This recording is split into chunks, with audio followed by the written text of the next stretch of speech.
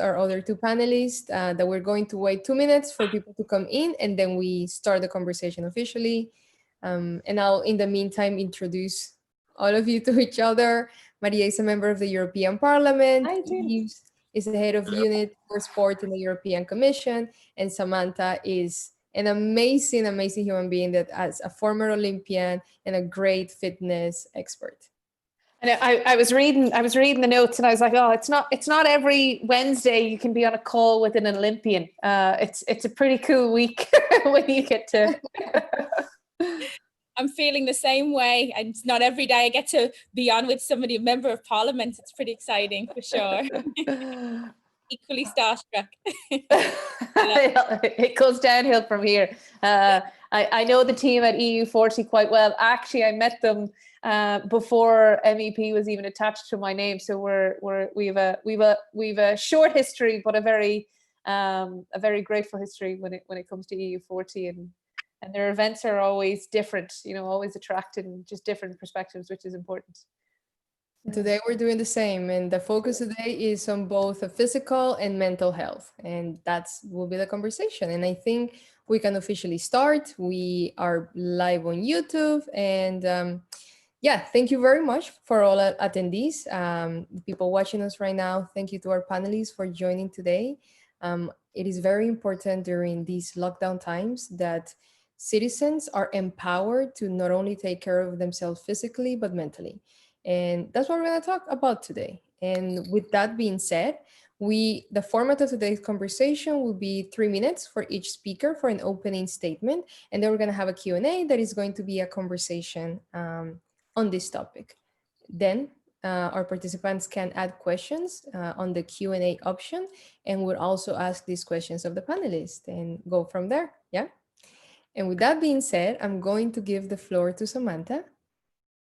Wonderful. Thank you. Well, firstly, it's an honor to be part of a panelist with such incredible experts. It's an honor to be with everybody today.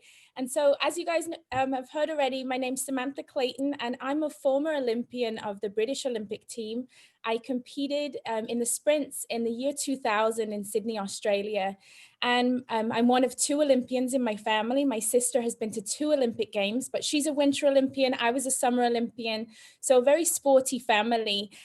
So just to give a little background, a lot of athletes, once they're done with sport, they're a little torn on what direction am I to go in. You dedicate your whole life to sports. And for me, it was a really natural transition to go into being a personal trainer. I love people. I'd spent all of my time participating as an athlete. And so I decided to kind of dedicate my time to personal training, becoming a group coach.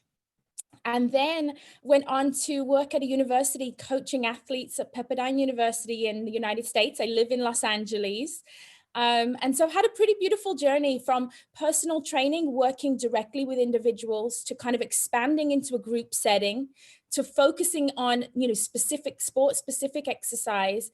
And then came real world. I am a mother of 4, which includes a set of triplets. I have 14-year-old triplets and an older boy who's 16.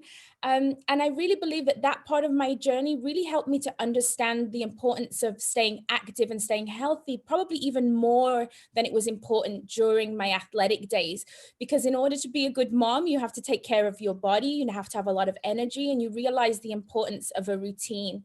So as a mom, I kind of really felt like I've gone through a transition from participating as a sports person to learning and becoming a personal trainer to teaching. And now I'm in a role where I'm advocating. So I've kind of come full circle. So now I consider myself to be an advocate for healthy, active lifestyle. I've traveled to over 58 countries, and my job, I see it as helping people to fall in love with the art of movement.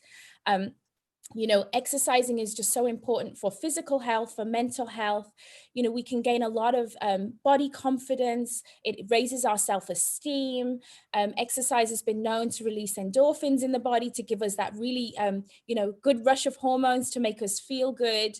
And so I'm 2 weeks away from completing a new degree in public health, because public health with a specialty in wellness and nutrition, because I really felt that as an advocate of exercise, I felt like sedentary lifestyle is a real public health problem globally. So many people now with technology and computers, we're sitting down more than ever. And so I really felt that to be in a position where I can be helping to solve that problem, how do we get people up off the couch? What do we need to say to motivate them? What programs need to be put in place? And that's why I'm really excited to be here on the panel today to kind of share my thoughts, but also learn from the amazing programs that are going on in Europe. So that's my introduction, and I'm really looking forward to the questions that come and listening to hear from the other speakers.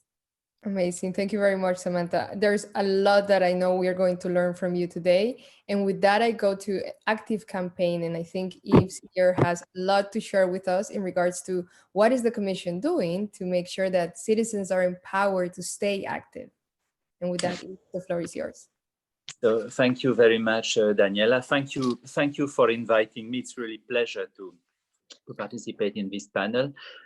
I must confess I have not the same profile as Samantha, clearly, because I'm part of these millions of people who love sport, who practice sport, football, running, etc. But I'm not talented, unfortunately, and maybe you have more mental wish to reach your objectives. So I remain at my poor level. But apart from this, I'm working actively on sport because I'm the head of the sport unit in the European Commission. And but I'm very happy to be together with you today in this panel. So in my 3-4 minutes introduction, I will use a PowerPoint presentation. If you allow me, I will try not to be too boring, but just it's for you to see in summary what I wanted to say. And basically in my introduction, I will answer to 3 questions. First, what are we doing? Secondly, what are we doing in the COVID-19 situation? And 3, what is the future? So what are we doing first? This is the first slide. Basically, we have a main tool in order to support the practice of sport and physical activity and healthy lifestyle is our Erasmus Plus program, because this program is not dedicated only to education and youth. It is also now partly dedicated to sport, and we use this program as a major tool to promote sport and physical activity. And to tell the truth, 30% of the budget of the sport budget is now dedicated to promote sport and physical activity and healthy lifestyle in the sport part of the program. So we have financial possibilities. We have also the possibility to finance study. For instance, we have a Eurobarometer organized regularly in order to check the progress of the practice of sport and physical activity at European level. Unfortunately, the last results were not so positive. We organized some visible initiatives such as the European Week of Sport. We were celebrating this year the 5th anniversary, and this has been a sort of, my past commissioner was always referring to it as a success story because it grew, it started very slowly, and now it has become an important event with all member states participating. And just to finish on this, on what we are doing, I can go later in details.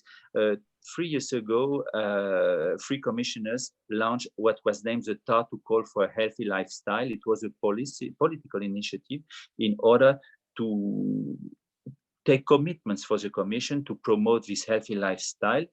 15 commitments were taken in order to be implemented in a 2 years' time.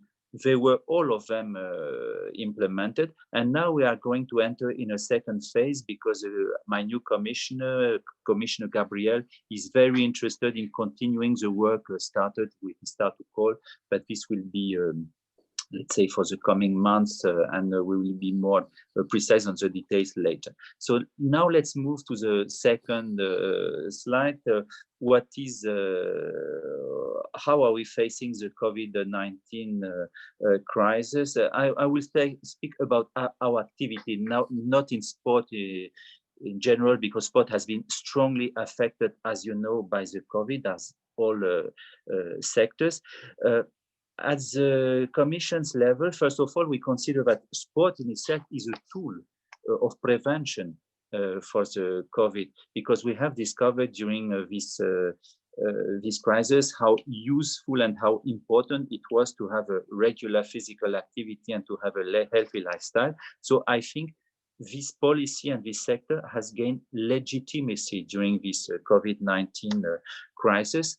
And concretely, so what are we doing in our part? We have launched a couple of initiatives. First of all, some general horizontal initiatives dedicated to other sectors, economic sectors, apply to sport. And on this slide, you have some measures which have been taken, which can be used by the sport sector in order to survive, to recover. And the second, some specific initiatives has been taken by Commissioner Gabriel. We are going to publish in the 3 coming months, a study on the impact on coronavirus, on the economic impact of coronavirus on sport, in order to have a real evidence, in order to know what to do. With all our projects, Erasmus+, we have been very flexible, allowing things which were supposed to take place physically to be done online. So we really have made all efforts not to put our partners in difficulty. We have launched an initiative which is a Be Active at Home social media campaign, which has proved to be relatively successful. So we have tried during this short period of time to adapt our activities to really try to help as much as we could sport organizations and our sport stakeholders. And my last words will be to speak about the future and the future of healthy lifestyle. And what we do at European level. I was mentioning 2 minutes ago the fact that Commissioner Gabriel would like really to give a second, in French we say a second souffle, or to go ahead with this start to call for a healthy lifestyle and to take some political initiatives in the second semester, really to promote this policy together with other commissioners. And the second thing I can mention that is in terms of budget, we have a future tool, which is a future Erasmus program covering 2021-2027, which will again have the promotion of sport and physical activity and the promotion of healthy lifestyle as a priority. Discussions are not finished. We are sure already to have more budget that we had in the past. What will be the level of this budget? This has still to be discussed with the Council and the European Parliament. But the certainty is that there will be even more possibility for this kind of projects in the future. This is what I wanted to tell you as an introduction, and thank you for your attention.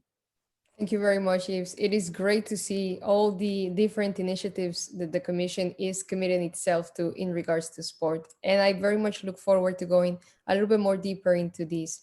And then I'm going to close with Maria, who is not only a very, very good and effective MEP, but she has been a very, very vocal advocate of mental health. When you think about mental health, when you think about a conversation around mental health, you think of Maria Walsh. And that's why I'm very, very happy to have her here and for her to talk to us about just how important it is to not only stay healthy physically, but also mentally. Oh, thank you. Oh, thank you very much for the sweet introduction. Yeah, as I was briefly introduced, and for everybody watching, my name is Maria Walsh. I'm an Irish MEP.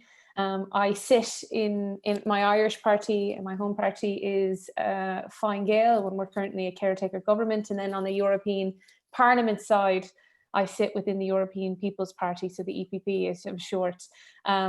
First year to politics, first year to being within the space of representing constituents. And I would have celebrated late May 1 year being elected, but for those within the European Parliament bubble, will be official 1 year MEPs in early July. So a lot of great firsts, and I guess that's the reason why I got, as you so kindly introduced, why I got involved in politics. I wanted to make my community space better. I wanted to be able to look people in the eye and say, because of this, because we work together, we are able to impact those that are living in our communities. And not just here in Ireland. I represent a constituency called Midlands Northwest, so a little over 1 million people, but across the European Union, because what we're finding now, and we see it in COVID-19 and what we're living in now, it's not just one part of the world that gets affected, it's a ripple effect across everywhere. And for me, that's the essence of mental health, that it doesn't just affect one person, one community, or one country, it affects each and every one of us. To me, mental health is a part of the physical health when you talk about it. It's not separate, and we certainly need to address the fact that when we do talk about a person and the impact that they make in, be it in their employment or their school or their community, it's a whole person, that holistic self. Today, the conversation is a lot more open around mental health than it used to be. Certainly, I know in Ireland, we have a very, or previous to this, we would have had a very heavy stigma attached to our citizens who would have suffered from mental health. But over the years, that stigma has certainly lifted. And now I think coming out of this pandemic, what we're seeing in society now, I often talk to my team about being at the crossroads. So now we get to really impact the society we want to create, and mental health has to be at the core of that, I believe. We need a lot greater services. We need more funding opportunity. We need not just our commission, but our council and our parliamentarians, our community members, to put their hands up and say, hey, like this is what we need. We need supports, and we need it not just with a Band-Aid effect. We need it across all institutions and across all member states. On a personal front, I've been campaigning for mental health for a number of years. My community, like many, unfortunately, have been impacted by people with mental health. With mental health issues, and I see it in the faces of my community members on a weekly basis, where just if there were supports or some sort of space to feel comfortable in sharing their story, we could have potentially saved some lives. Particularly, I don't want to be ageist, but particularly our young people who have faced such heaviness with the advancements of technology or transition periods that they need support with, that we wouldn't have had access to in the generations gone by. Now that I'm an MEP, I sound like a broken record when it comes to talking about mental health, and the fact that it needs to become an EU competency. Right now, it's not. We need to shift, and we need to change our mindsets towards that. If it becomes a mental competency, which I'm very much driven to, along with many colleagues and many organizations like EU40, if it becomes a competency, we'll see great shifts of change. I believe it would mean that EU would put out legislation across member states regarding the provision of mental health. There would be funding, of course, for mental health, recommendations from experts on best practices, toolkits for all ages within our communities. And much like we see an EU response to COVID-19, we now need an EU response to mental health. And with that, I think this might be the shortest intervention as a parliamentarian I could ever have, but I'm really conscious we have questions to ask, and I don't want to hold up the floor anymore, but thank you very much for allowing me to introduce myself. Thank you very much, Maria. And that before I go back to the questions, I would like to follow up on a very important question around mental health with you that we have received from attendees before we started this seminar. And it's, how do we remove the stigma from mental health? And how do we remove that, let's say, shyness that people have of reaching out, especially right now, under this lockdown? Our circumstances are very different. The mental strain on which people are is much higher. And it's not only about staying active physically, which is something very great that we're going to talk with Samantha about, but mentally, how do we remove the stigma and for people to reach out? Yeah, and I guess there's two ways to answer this. First, being we each and every one of us has a personal network, so we have family and friends. Today's conversations, the fact that we can connect as quickly as we want to, and not just within our own homes or within our communities or our own network, but we have reach across social streams that could connect me in Ireland to someone in Sweden or Spain or Australia, wherever it may be.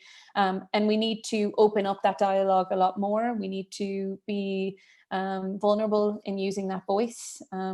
It's certainly not easy. And I say that about reaching out to family and friends first, but unfortunately we live in a society and you see it in pockets of communities that not everybody is as supportive around lifting that stigma as what we need them to be or we would like them to be. So it's important that we have direct conversation or connection with specialists within the area. I certainly am by no means an expert, but I do think the more I can talk about it as a citizen, outside of the fact that I'm a parliamentarian, but as a citizen, it allows one extra person, I would hope, to feel a little bit more comfortable in saying, you know, yesterday I didn't have a great day, and can you link me to someone who could support? There's a number of organisations on an Irish front that I would often suggest for schools if I go in and do question and answers. But I think from a European perspective, and I know it's not just an Irish audience, we have many other member states included, so something like the Samaritans is a great representation of that of an organization that can help citizens. There's so many online resources out there that are available, and I'm sure Samantha might talk us through even things like meditation or breathing exercises or getting out for walks, simplistic things when you list them, but the impacts are tremendous in a positive manner when we actually put them into our daily schedules, or just opening our blind spots up to the fact that a conversation doesn't need to happen on the phone. It can happen to yourself while you're listening to a podcast that's inspiring you while you're walking outdoors. I'm not trying to make it really simplistic, but in some cases that really helps days where it's really heavy or blue. One other aspect, and just for people who are listening, we in Ireland here, our second nature is to volunteer. It's a part of our DNA. I think it's a part of our European Union DNA, but there's so many great organizations out there that are calling out for people just to put their hands up and get involved, which in turn will help your own mental health, because there is an approach where if you feel like you're helping out someone, you're in turn actually investing in so much quality care within yourself.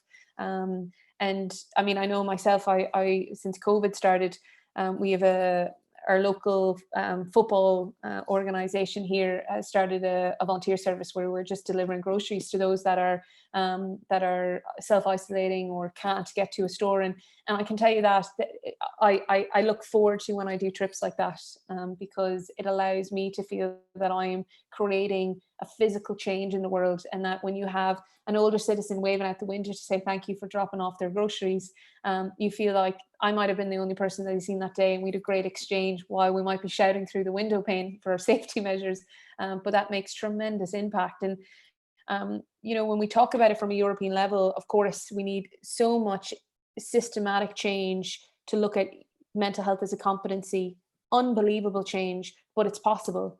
Nobody thought something like COVID-19, a pandemic, would hit us, and the fact that solidarity came into effect and things started moving so fast. There's no reason why we can't continue on that chain of movement and momentum for mental health, which our citizens, you know, COVID is one thing, the impact of COVID is a completely different thing. We in the European Union, we're at fault of always just talking about the economic value to something like the pandemic or the MFF or whatever it may be we'd be discussing. But then we talk about the citizen themselves, and mental health is absolutely extraordinarily important to always connect that back to what we do. And then I promise I'll finish up. This is what happens when I get on a roll. As it was shared, you know, I met Commissioner Gabrielle, I met our Commissioner for Health, Kyriakis, and two women unbelievably in touch with the fact that that common thread of mental health and citizenship is so important. And if we don't get that right now, we have an opportunity to do it now. If we don't do it right now, we're going to be at a loss, and our citizens, of course, are going to be at a loss. But in essence, reach out. There's so many people at the end of a phone or end of a screen or on a walk that can really make great impact to your life. Absolutely. Yes, reaching out. And this really is the time to make those structural changes. Then I'll go to Samantha. Samantha, talking about physical health. Right now, it's very, very hard to stay active while we are in lockdown. How can we get that spark, that commitment that sometimes it's even hard to have when we are not in these lockdown situations? Like, what's your recommendation for this? Yes, definitely. So to touch on two of the amazing things that Maria kind of talked about is, the fact that we need to look at ourselves as a whole being. It's not just your physical health. You have to take care of your nutrition, your mental well-being, think each day about how am I feeling? What do I need to accomplish today? I think the whole concept of well-being is key. But one of the things you touched on at the end there was community. Having other people to hold you accountable. So, I've already shared with you, I work with Herbalife Nutrition, and we have a strong global nutrition philosophy that really connects together those pieces of good nutrition, exercising, community support. And so I encourage people, especially during this time, even for myself, the one thing that's allowed me to stay in great shape over this time is the fact that I'm accountable to other people. So I've been hosting a workout from home series each week using Facebook as a platform to hold myself accountable and hold others accountable, give them a place where they can come and exercise and learn what to do. And so relying on your community, whether it's your immediate family, because a lot of the time when it comes to exercise, we need accountability. We need somebody to say, come on, let's go for that walk, or, come on, mommy, let's get up and do some activity together. So I think accountability is key. But one of the key messages that I've taught, and it's something that's just so simple, but it works everywhere, is that some minutes is better than no minutes at all. And so if you think about that, a few minutes is always better than no minutes. Whether you're talking about studying, a few minutes of studying will do you better on a test than doing none at all. And I think when it comes to exercise, for so many years, people have gotten into their mind that you need a prolonged period of time to exercise. But we know now, with all the recommendations out there, if you can get in 30 minutes of exercise on about 5 days of the week, you can reap the health benefits that are associated with exercise, such as improved heart health, improved brain health, improved sense of well-being, that whole mental health and well-being that we're talking about. So I encourage people, you don't have to get in your mind that I need to have a full 30 minutes at one time, because science shows us that you can accumulate that time throughout the day. And so I'll share, when I had the triplets, you imagine I went from being top athlete in the world to trainer where my every waking minute is dedicated to training others, and training as part of that, you're demonstrating. So you're training, to triplets where it's like zone defense. They're all going in different directions and there's no time for me. And I actually found myself starting to get the mummy blues. I really did. I started to get myself down. I wasn't scheduling time for myself. And so I really found the benefits of spending a quick 10 minutes here or there. And I called it my closet workout. I had some little weights that was kind of close to where I keep my clothes in the bedroom. And whenever the babies were taking a nap, I would just squeeze in a few exercises, 10 squats, 10 push-ups. And I realized that if you just squeeze a little bit of exercise in throughout your day, if you're sat at your desk and you're on a call, but you decide to stand up and do a few exercises while you're on a call, I say no one can see you on the other end of the line doing your squats. And so it's all about planning. You have to make sure that you schedule some time, squeeze in the time, knowing that just a few minutes will make a big difference. Because when you exercise, you get your heart rate up. When your heart rate's up, you're improving your blood flow to your brain, you're improving that oxygen flow throughout the body. There's just so many wonderful things that happen when we push ourselves to move. But for those people who struggle to find the motivation, have somebody hold you accountable, whether it's online, join a community, join a virtual walking group, but have that accountability. So they're like my real practical tips to encourage people to get going. Amazing. Thank you, Samantha. The key really is community. To stay mentally and physically healthy, find a community. And that should, again, accountability, and encourage you to stay active. Now, I have a very good question from our Q&A for Maria and from Eves. Eves, it is very true that socioeconomical difference can have an effect on how accessible sport is for children or their parents. How can we make sure that sports, staying active, is accessible for everyone, regardless of their economic background?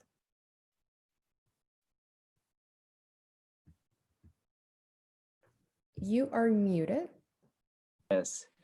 No, as you rightly say, this is a very good question, and this goes much beyond, let's say, the possibility and the capacity of the EU to intervene. It's a broader problem happening everywhere, and which has been particularly visible during this COVID-19 crisis, because it was social differences were made even more evident when people have lost complete access to the possibility to practice sport and physical activity.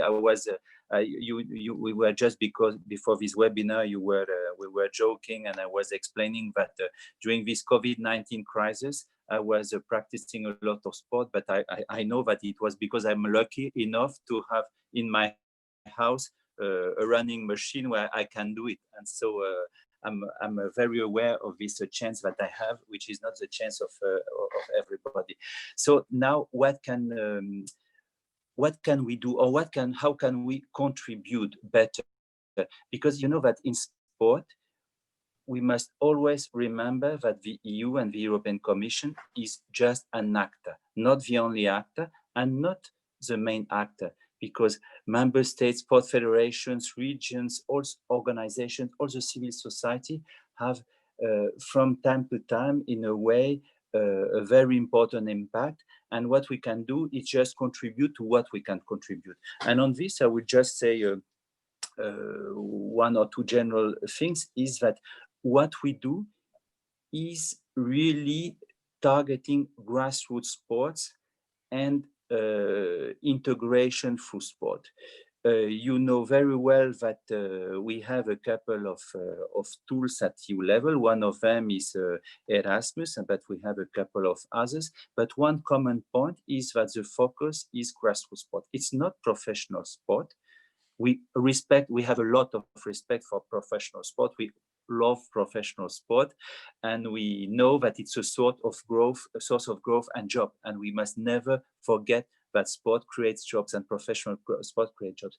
But at the end, the focus of our program is really grassroots sport, and to help, let's say, local people and local sport organizations to develop the possibility to practice sport and physical activity. This is a target of all our financial efforts. And I would say, I would add that in terms of priorities also, most of our projects are focused on the integration, in particular social integration of people who are less advantaged than others. Because I was just mentioning before that one of the priorities of Erasmus was the promotion of health and physical activity in sport.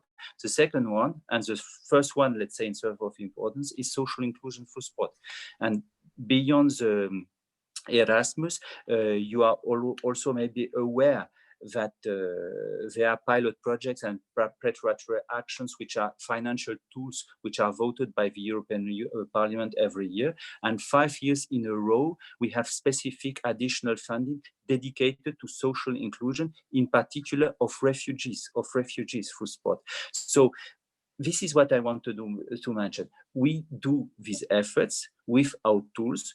We are very aware that we are not going to solve everything with Erasmus plus sport. What is it at the end? 70 million a year. This year it's 70 million. It's a lot, but it's not with 70 million that we are solving all the problems. It's a society, but of course we can try to contribute with the help, by the way, the strong help of the European Parliament and of the Council on this.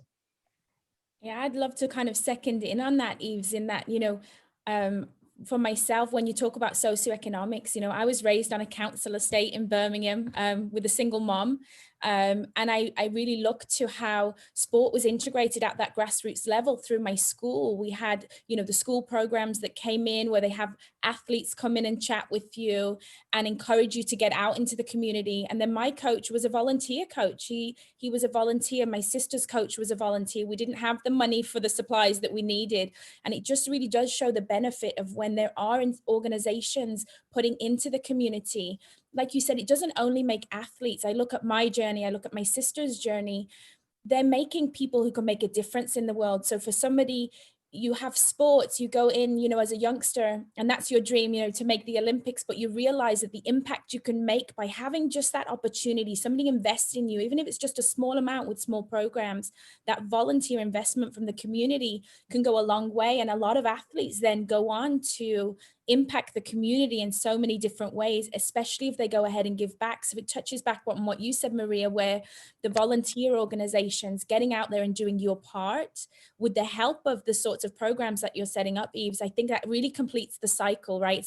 It's a big circle of success. And having been somebody who's been through that circle, council estate, single mom, not knowing where the next meal is coming from, but having those community influences, the programs that were set up to support people like me, I've gotten to experience firsthand what that does. It's changed not only my life, but it's changed the generation to come. Like my sister's kids are in a much better position than we were. Our kids will be in a better position. So I think that sport is a wonderful way, and through the work that Maria's doing in mental health, it's a way to elevate generations. This is how we make, true lasting change. I really love the programs that you're doing. It does make a difference. And just come in that, and I just keep seeing that it takes a village, and you're so right in the sense of we do have to look at over the years. I've done a couple of projects, no doubt, Samantha, you too, in terms of looking at young women in sport and how they start falling away at 16, 17, 18, be it peer pressure, or they're not liking their body changing shape based off the intensity of sport, or whatever it may be. Or the interaction at a very, very young age of opportunity. Because where I'm from, in a rural part of Ireland, you have you've a few more now, but at the time you had a few, one or two sporting opportunities. And if you weren't a team orientated sports person, then your options were so much more limited, because you either did track or like we didn't have tennis or the abundance of possibilities. And I think if you have community activists for different sports within your community at a volunteer level, like your mind would be blown at the fact that as you grow up, your lifestyle changes, your opportunities change, your perspective on sport and your mental health around that, it changes. And the sooner we begin to really appreciate the fact that volunteerism is integral, and we as people within our communities have to be leaders within volunteerism. So giving back, doing school visits, talking about it. Again, back to the point of it takes a village, but also the fact that if she can't see it, she can't be it, and that goes from a very, very young age.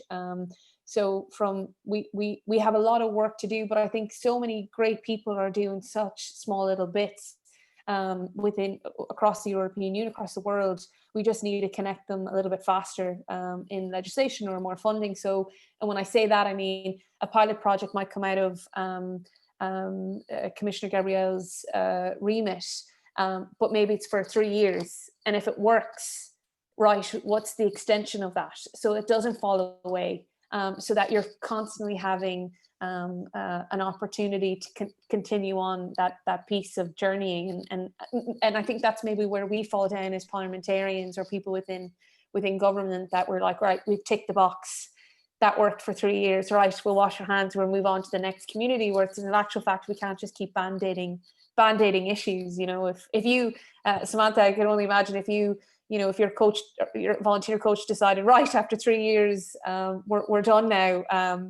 My mind is still blown. I think we need to focus on here the fact that she's two, Olympians in the house. Like your mother's a rock star.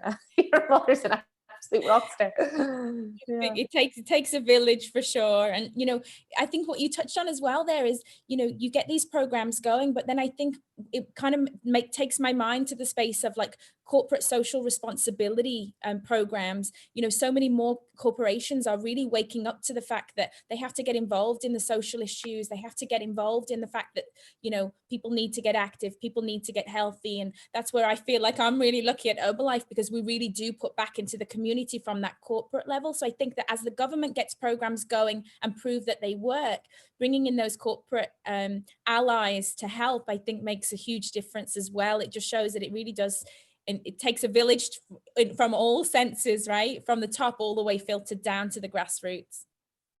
It really does take a horizontal village to be able to enact this change. And talking about it taking a village, another thing that I think is very important to talk about is more practically, Maria, what can policymakers, and this is a question that I'm getting from our chat, that Federico from the European Health Parliament has. The European Health Parliament is an initiative of 60 professionals that for 6 months, they work together and they are creating policy recommendations for MEPs. Oh, cool. And yeah, it's a great initiative. And he is responsible for the Mental Health and Healthy Workforce Committee.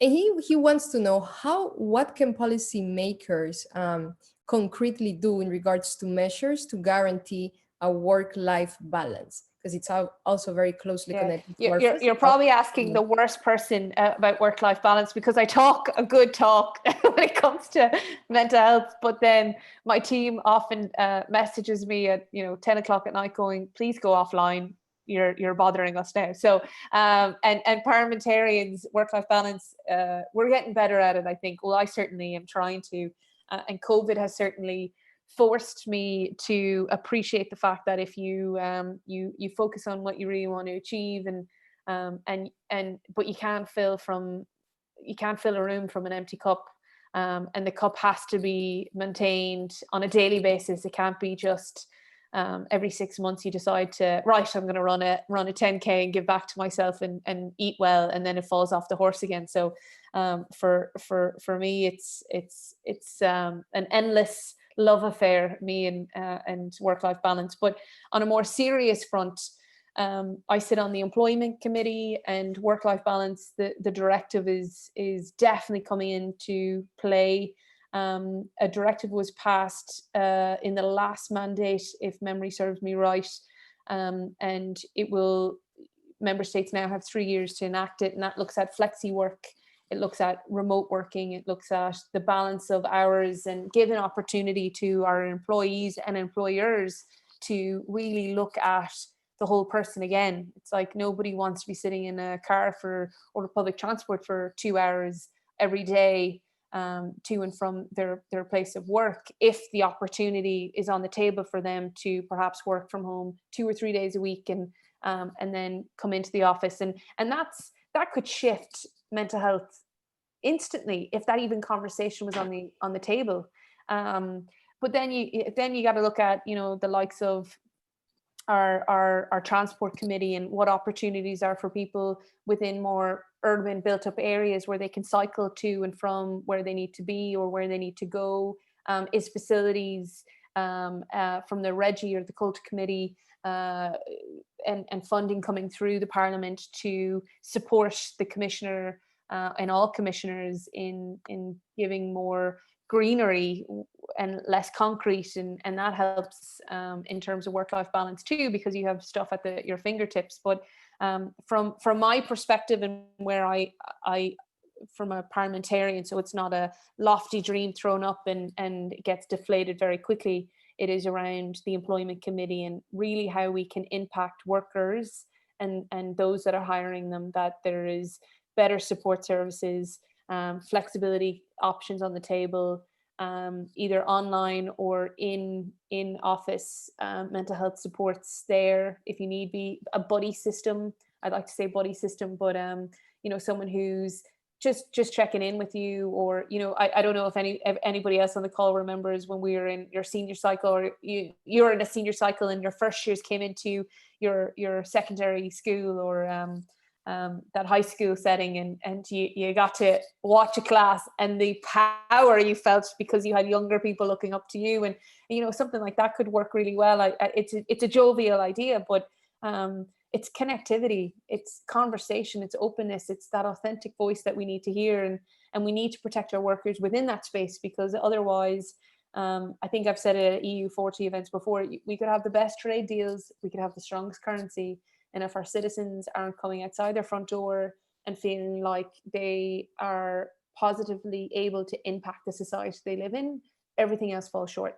So we need to change that. And I hope I answer that question with some sort of sense. And then I'll finish it off by saying, I am a wonderful person when it comes to annoying our commissioners, particularly the teams. So at every event I see them, I talk about mental health needs to be on the conversation table. Our employers need to hear about it.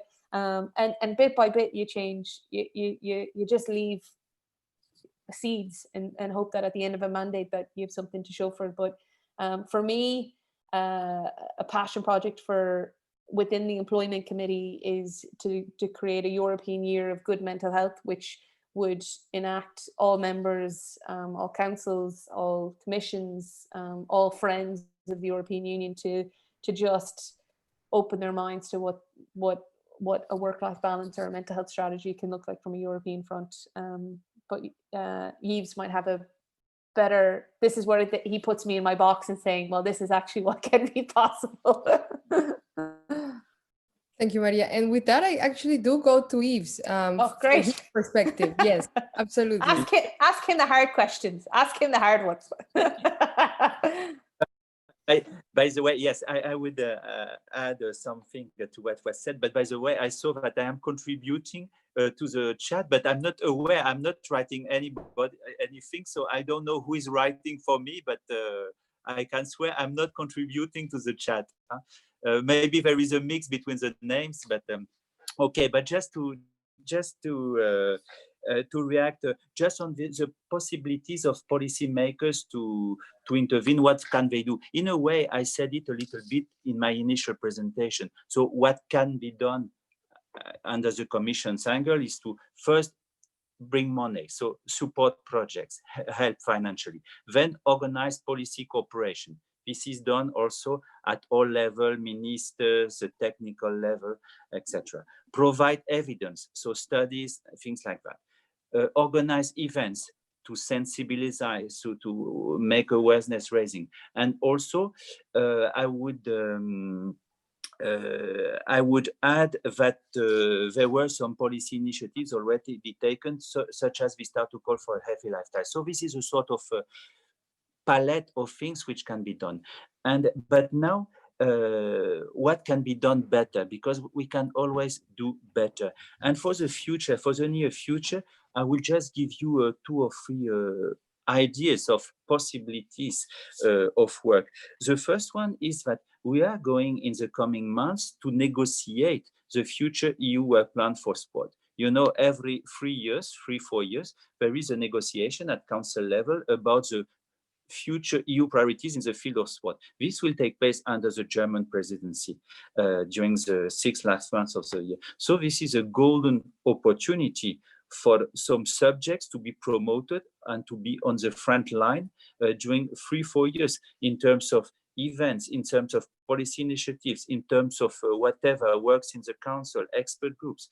I'm sure already that all subjects related to the post-COVID-19 will be very high ranked in this discussion. So the promotion of sport and physical activity as a whole, as a tool for health, prevention, and so on. So this is one thing.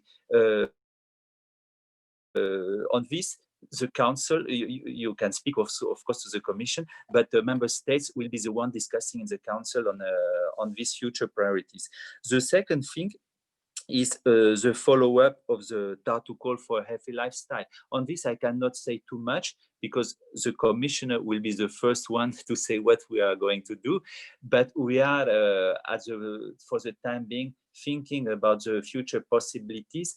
And this is also, and what I can just tell you is that in terms of method, we will be very we will be a lot listening to stakeholders, to sport organizations, to the civil society, And this will be also a golden opportunity to contribute to the policy making. So it's a second invitation also to be, the second semester could be decisive for many things. And the last thing I would say is that already we are speaking about mental health and the importance of mental health. Some organizations are already using our program, Erasmus Plus, to projects linked to mental health and the use of sport to improve his mental health, to improve the situation of persons, of organizations facing mental health issues.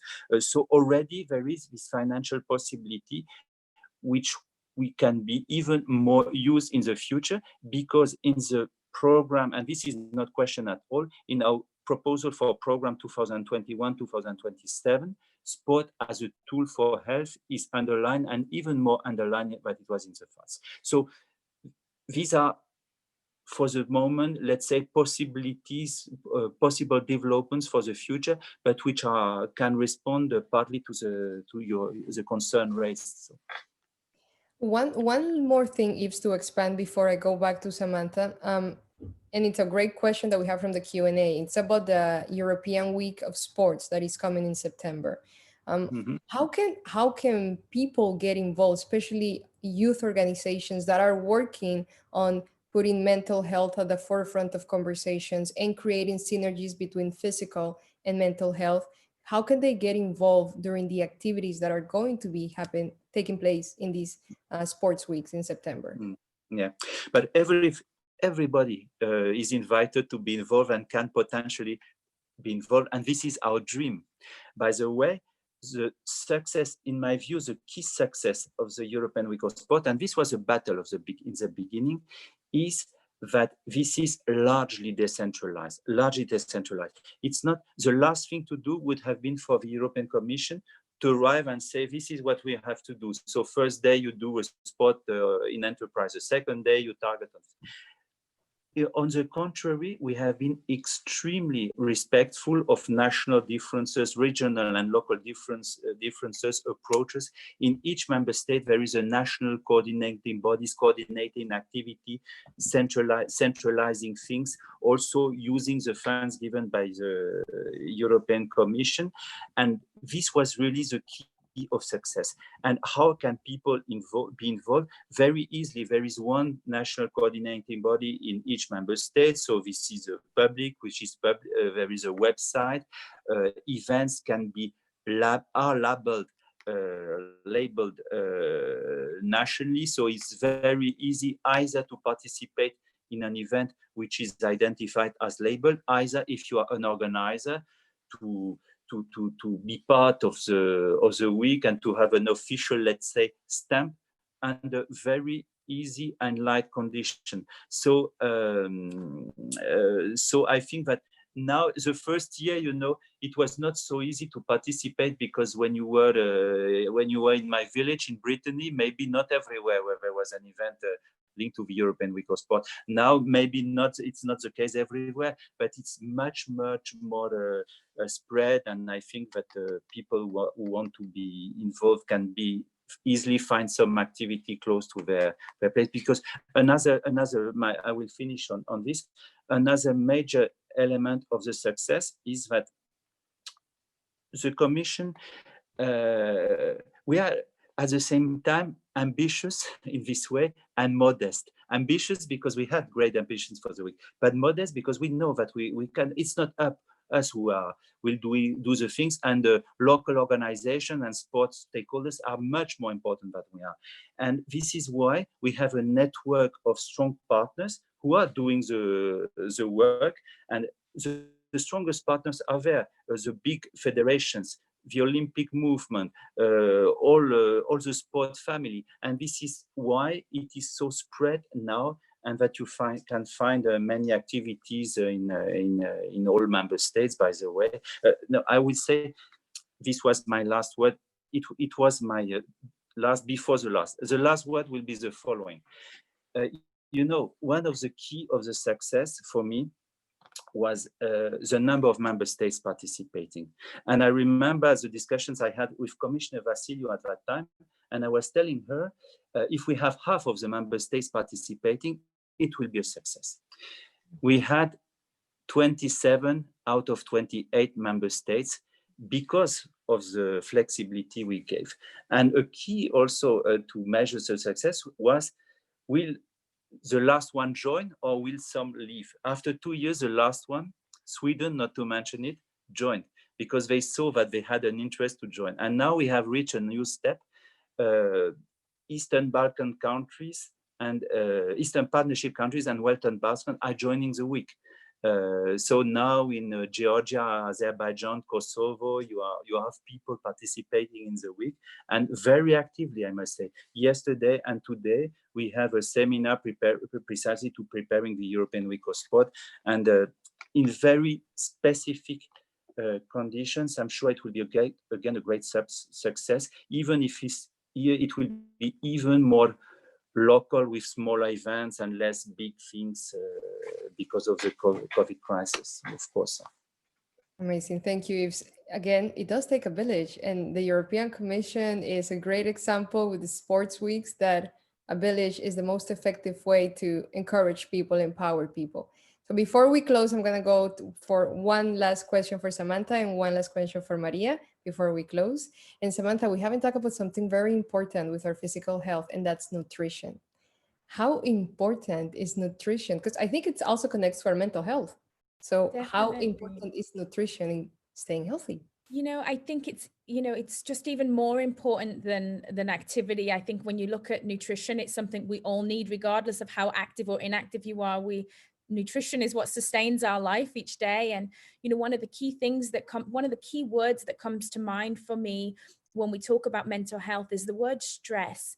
And when you can often connect stress with nutrition, in that when people are feeling very stressed in their lifestyle, when people are stressed in times that we're in like now, we maybe don't take as much care and over the choices of nutrition that we're putting into our body when we're rushing, because as Maria said, we don't have the work-life balance that we need. We might be making more unhealthy choices. Maybe you don't quite know what nutrition to be putting into your body. Maybe you're not 100% sure what's healthy and what's not. It comes down to that whole idea of balance. You have to have a balanced diet. We have to make sure we're getting our protein, carbohydrates, and vitamins each day. We need to make sure that we're staying hydrated, because when we are not taking care of our nutrition, our body becomes stressed out. So if you have not enough nutrition, obviously you're getting stressed because your body doesn't have what it needs to repair tissues, to grow, to rebuild, to feed your brain.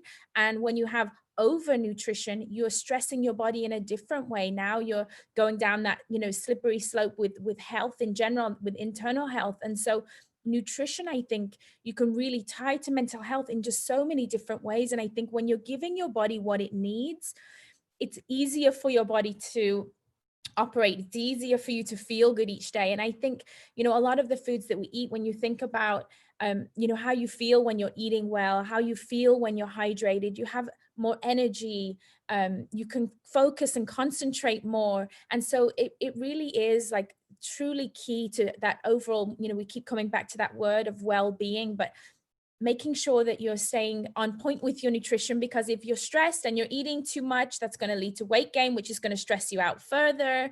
And then you're going to be going through that crazy cycle. And so I really think that, having people commit to taking care of themselves. When you take care of yourself, it makes it easier for you to take care of those around you, and then that filters out. And so when it comes to nutrition and getting in the right amount of exercise, balance is that key word.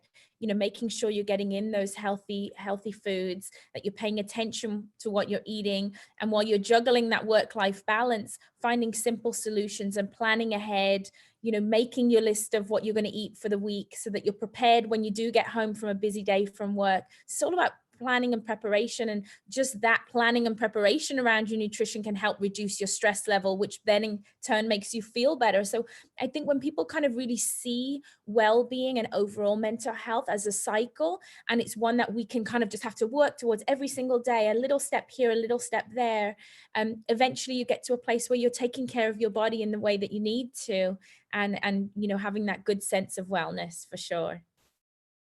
Thank you, Samantha. And lastly, I'll go to Maria. Maria, just to close, simply put, how can we take care of ourselves mentally without having to reach out to others while we're in lockdown at home? Well, I mean, picking up from what Samantha just said there, I recently had to hold myself accountable to what COVID-19 was doing for me, and the fact that I was stationary and the fridge was in close contacts. And I actually, it was so simple. Like I would, my relationship with food have certainly surfaced over COVID, because I had to face realities, and the fact that I had to be accountable to what I was putting in my body, and that vicious cycle of I'm waking up tired, and then I have a coffee, and then I have a snack with the coffee, and then I have another coffee, and then days went by where I was like, oh, I can't remember when's the last time I drank a glass of water. And then you know, if anybody's driving or you're on a bike and you're looking at your tires or your engine, and you're thinking, well, they run because we take care of them when we put good substances like gas or air in the tires. And if you're not even looking at your body like that, then how the hell are you putting one foot in front of the other? Because at some point you have to crash, and you just need to make sure your prevention, again, even around mental health, prevention is often better than reactionary care. And you need to make sure your steps are in there. But from a very specific mental health point of view, journaling helps, structure helps, even for those who might not feel structures. For me, even carving out 1 hour or 30 minutes to get outdoors, or to stay away from screens, or to prep your food for that day, I think is so important, as Samantha has shared. And again, like the mental health journey and what we're seeing across the pond right now, from where I am, where Samantha's living, is all around education. In one sense, it doesn't matter what the theme is, as long as you're open as an individual to the fact that you have to constantly educate yourself and better yourself. And we're all a part of this upskilling space here. And that goes down to very much about mental health. Like, how am I talking to myself? Would a friend talk to me the way I'm talking to myself? No. Well, then change the tone of voice. I have now have bits and pieces all in front of me in my walls in terms of positivity, because that helps me just trigger myself back into a better mental health space. I have a group of tribe members, as I like to call them, that I know if I'm entering in, I've had a long day, but I need someone just to take me out and keep my feet on the ground. Then I have a certain person I know to call, and I have different people outlined in my life that I'm fortunate to say I can pick up the call, pick up the phone and call them, and they set me right. And again, it's around simple things, getting out, being active, eating well, changing the conversation. If you are fortunate enough to have a counselor in your life, use them. They're there. Make sure the relationship is healthy, and that you are learning from them and versus them taking from you. And it's all around little isms of conversations with yourself to say, like, what's my mountaintop? Like, what is utopia for me, and how is it that I want to impact society? And society and community is your household, it's your group of friends, it's the place you live, it's the place you work. So there's many different communities even within the community sphere. So with that, and I always like to leave the final note, because I've seen it at an event with young people a couple of years ago, and it always has stayed with me. Wherever you are living, find the number for an emergency mental health support. So for us, it's obviously 999 or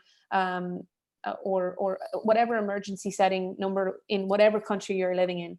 Put it in your phone, and if you have a specific mental health number like Samaritans, call them and get over that initial conversation of just being like, hi, my name is Maria. I just wanted to see how quickly I connect with you, so that if I'm ever in trouble or someone in my space becomes in trouble, I have the confidence and the reactionary resources within myself to make that call a lot faster, because you can absolutely impact a life within that space if you feel confident and comfortable enough in being able to do that. So very, very simple things, but just COVID has highlighted a great number of things. And if one thing is this, and just be kind to yourself. We're getting through it. It's certainly leaving us with opportunities to reimagine a society that I think we deserve to live in. Absolutely. Thank you very much, Maria. And thank you to Yves. Thank you to Samantha for joining us today, for being part of this conversation. I think it was very clear. Follow your community, be kind to yourself, and reach out. Follow Samantha on Instagram, follow Maria on Instagram and Twitter, follow Yves on Twitter and EU Sport. There's plenty of resources for you to count on, for you to build yourself with. And with that, I close the floor. Thank you again, everyone who was part of the conversation, all of our attendees and our great panelists. I wish everyone a lovely, lovely day. Thanks, Thank you. everyone. Bye. Thank you. Thank you. Keep safe.